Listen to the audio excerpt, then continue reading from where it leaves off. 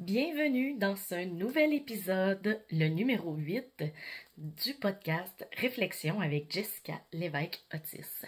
Donc le sujet aujourd'hui, c'est l'auto-sabotage. Pourquoi on s'auto-sabote et un peu aussi on va aborder comment réussir à sortir de l'auto-sabotage. Pour commencer, il faut vraiment ne pas se juger trop durement parce que l'auto-sabotage, tout le monde y fait face à un moment ou à un autre et ça peut revenir aussi. Donc, faut pas trop se taper sur la tête et vraiment être doux avec soi-même pour pouvoir passer au travers. Donc, l'auto-sabotage, un peu, c'est quoi? Bien, c'est le moment où, maintenant, tu vas procrastiner les tâches importantes, mettre ton énergie dans ce qui est moins important, ne pas savoir prioriser les niveaux d'importance, les moments aussi où tu vas pas oser sortir de ta zone de confort et tout ça quand tu sais qu'est-ce qu'il faudrait que tu fasses pour atteindre tes objectifs, mais que tu trouves plein d'excuses. Donc ça, c'est un peu, grosso modo, c'est quoi l'auto-sabotage, à quel moment on s'auto-sabote. Donc, l'auto-sabotage, comme que je disais, ça peut survenir à tout moment. C'est autant quelqu'un qui commence que quelqu'un que ça fait des années qui est dans l'entrepreneuriat, qui est à succès et tout ça, on peut toujours finir par s'auto-saboter à un moment ou à un autre. Souvent, quand on s'auto-sabote, c'est parce que on n'est pas aligné à 100% avec qui on est et avec ce qu'on veut. Donc, ça, c'est vraiment des choses importantes. Donc, vraiment, je pense que la clarté, c'est pas mal une base pour réussir à passer au travers de l'auto-sabotage. Les causes, dans le fond, de l'auto-sabotage, c'est bien varié, mais ça peut être lié avec des croyances limitantes. Juste exemple, je suis pas assez compétente, je suis moins bonne qu'un autre, justement avec la comparaison et tout ça. Donc, tu sais, ça peut être plein de choses. Ça peut être lié avec l'éducation au passé, tu sais, un peu ce que nos parents nous inculquent, un peu des croyances que eux avaient, ou des expériences qu'on a vécues, la peur du jugement et tout ça. Il peut y avoir aussi la peur du succès ou de l'échec, parce que un ou l'autre peuvent subsister même en même temps. Des fois, ça peut être un peu trop peur là-dessus. Des fois, ça peut être craindre que, ben, tu sais, ne pas vouloir passer à l'action, ne pas sauter dans le bain en se disant, ah, mais là, tu sais, si j'échoue, tu sais, avoir peur d'échouer et tout ça, mais là, qu'est-ce qui va arriver si je réussis pas? Ou peur de réussir, c'est si finalement je réussis trop. Tu sais, est-ce que je vais réussir à répondre à ce succès-là? Donc, plein de choses comme ça. Ensuite, il y a la question perfectionnisme qui est souvent là, qui va venir à la procrastination si on veut que ce soit vraiment méga parfait, qu'on c'est jamais à notre goût, c'est jamais assez, on se dit ah, ça peut être encore mieux, ça peut... Donc ça aussi, ça peut nous pousser à nous auto-saboter. Donc ça, justement, même je dirais que le côté perfectionniste, ça je le vis moi-même, là, mais c'est de se dire, écoute, on lance une version, puis il y a toujours juste à regarder les plus grands, là, puis, tu sais, les plus grands façons de parler, mais c'est que ils ont pas lancé quelque chose, puis jamais retouché à leur produit, à leur... Tu sais, juste regarder, maintenant le iPhone, tu sais, ils sont rendus à quoi? 16? Donc, tu sais, c'est normal de sortir de nouvelles versions, on adapte, on ajuste et tout ça. Donc, c'est correct que ce soit pas parfait dès le début. Même si on aimerait ça que ce soit donc parfait, que ça plaise à tout le monde, de toute façon, c'est impossible de plaire à tout le monde, déjà là en partant. Ensuite, il y a aussi le point de vue du manque de confiance en soi. Donc, souvent, c'est comme en lien avec le syndrome de l'imposteur, un peu comme on disait avec les croyances limitantes, mélanger un peu, se dire que moi, je réussirai jamais à faire comme un autre, mais même en réalité, on veut pas faire comme les autres, on veut être soi-même, on veut vraiment démontrer pour soi. être unique. Dans le fond, ça peut être comment est-ce qu'on s'auto-sabote. Des fois, c'est qu'on se met trop de charge sur les épaules. La to-do list méga longue qui nous décourage. S'auto-critiquer aussi, là, être tout le temps à se dire « Ah non, tu sais, ça, t'es pas bonne pour faire ça » ou des choses comme ça. Manquer d'initiative aussi, ne pas oser aller de l'avant dans nos idées de projet qui nous feraient avancer. Et tout ça. Malheureusement, l'auto-sabotage fait en sorte que, justement, on se nuit, on se sabote, on n'atteint pas nos objectifs, on dit non à des opportunités, on se bloque, on devient avec une méga charge mentale, on est épuisé. Donc ça, c'est vraiment des conséquences possibles avec l'auto-sabotage. Maintenant, là, c'est bien beau, on a fait le tour de c'est quoi l'auto-sabotage, pourquoi on s'auto-sabote et tout. Mais, en même temps, je t'amène à voir, toi, qu'est-ce qui fait que tu t'auto-sabotes et tout ça.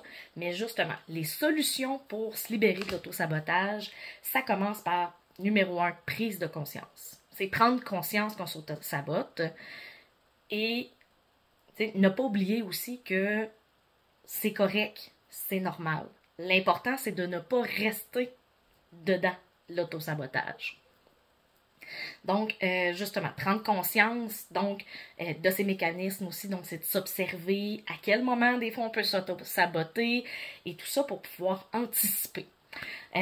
Ensuite, les croyances limitantes, ça peut être d'utiliser des affirmations positives. Même, j'ai un autre épisode de podcast qui parle des affirmations positives, comment créer une bonne affirmation positive. Donc, je t'invite à aller jeter un coup d'œil. Puis, ça peut être aussi avec des méthodes énergétiques, point de vue de reprogrammer là, les croyances limitantes. C'est ce qu'on fait dans Espace Maé, qui est 75 croyances limitantes en lien avec l'auto-sabotage, qui peut vraiment venir t'aider, dans le fond, à éliminer ces croyances-là selon les micro-objectifs derrière l'auto-sabotage. Ensuite, agir malgré la peur, c'est vraiment comme l'importance des petits pas. T'sais, au lieu d'être un gros projet, c'est important de le décortiquer et d'effacer, si on veut, le reste, concentrer une petite action à la fois. Célébrer ses victoires aussi. T'sais, même si c'est une petite action, il faut apprendre à se célébrer parce que c'est important, voir le positif dans tout ça. Changer de perspective aussi, qui est point de vue... au lieu de, je passe souvent, vu qu'on se tape sur la tête, bien, est-ce que le discours que tu as envers toi-même, est-ce que tu l'aurais envers ta meilleure amie, envers quelqu'un qui t'aime, que tu apprécies? Est-ce que tu dirais la même chose? Ou que tu dirais, ben non, c'est pas grave, la prochaine fois, tu vas pouvoir faire mieux, t'es bonne, t'es capable, vois ton potentiel et tout ça. Puis aussi, c'est de s'entourer de soutien, que ce soit l'entourage, la famille, conjointe, les amis, un groupe d'entrepreneurs, rejoindre une communauté, avoir un coach, un mentor, des choses comme ça. Donc, ça, en ayant toujours le côté bienveillant. Si tu suis des pages qui sont toujours à dire, si tu fais ça, t'es pas bonne, peut-être pas une bonne page à suivre à ce moment-là pour toi. Donc, c'est vraiment d'analyser, point de vue dans ton entourage, qu'est-ce qui est négatif, puis d'essayer de l'éliminer. Puis, justement, là, au moment que le podcast sort, eh bien, j'ai décidé de lancer un calendrier de l'Avent, l'anti-procrastination. L'anti-sabotage, excusez-moi. Donc, justement, du 1er au 24 décembre, je te sors une petite astuce à tous les jours. Il y a même une journée où ce que ça va être une vidéo qui est disponible dans Espace Maé. Donc, tu vas pouvoir l'expérimenter directement à ce moment-là sur comment ça se passe une vidéo dans Espace Maé. Donc, avec ça, c'est ça, tu vas pouvoir mieux essayer de te libérer par toi-même de ton auto-sabotage. Donc, à suivre et tout ça. Aussi, 25-26 décembre, je te réserve des surprises spéciales. Donc, il faut vraiment être à l'affût. Pour finir aussi, je te dirais, si tu as envie d'aller plus loin, que tu n'as pas envie d'attendre du 1er au 24, d'être à l'affût à tous les jours, si je t'ai donné le goût de peut-être prendre Espace Maé ou d'aller plus loin comme avec du coaching et tout ça, dans le fond, il y a Espace Maé qui est disponible, mais il y a aussi Évolutionnel qui est, je te mettrai tous les liens là, dans la bio, c'est dans la description, c'est que Évolutionnel, c'est 3 mois, un coaching par mois, toi et moi, qu'on va aller en profondeur selon tes objectifs à toi pour aller éliminer les blocages qui t'empêchent de les atteindre ou qui te coincent, qui te ralentissent. Donc, pour t'aider à passer au niveau supérieur et en même temps, tu accèdes à Espace Maé à vie. Parce que pour moi, l'espace Maé, c'est vraiment là pour te donner le soutien au quotidien que tu as besoin. Parce que les vidéos dans Espace Maé, c'est 5 minutes, puis environ, parce que même il y en a qui sont un petit peu moins. Donc, c'est environ 5 minutes que tu vas aller faire une vidéo qui va aller éliminer les blocages suivant la méthode succès infini. Donc, tu vas aller éliminer un blocage selon, exemple, si tu veux avoir un boost de créativité, un boost de motivation et tout ça, un boost pour éliminer la peur de l'échec, la peur de la réussite. Il est inclus dans, il y a 75 vidéos au total. Donc, je trouvais que combiner avec du coaching, c'était indispensable pour vraiment avoir un meilleur soutien et une meilleure chance au succès, optimiser le tout. Donc, voilà. Puis, petit mot doux de la fin, si je peux dire, c'est vraiment, comme que je disais au début, sois douce avec toi. Évite de te taper sur la tête. Ça ne règle rien de se taper sur la tête. C'est d'accepter la situation telle qu'elle est et d'arriver et dire « Ok, maintenant, c'est quoi la prochaine étape? Qu'est-ce que je fais? » Tu sais, dire « C'est pas grave. » Mettons, ça n'a pas marché, c'est pas grave. Qu'est-ce qu'on fait maintenant? On adapte, on ajuste. En entreprise, c'est ça, c'est analyser, adapter, ajuster pour toujours s'améliorer. Ça n'arrête jamais. Donc, là-dessus, j'espère que cet épisode de podcast t'aura aidé.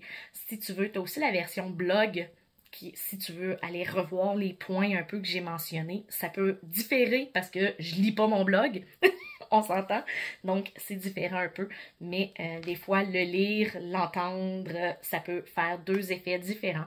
Donc, si ça peut aider, voilà. Donc, bonne journée!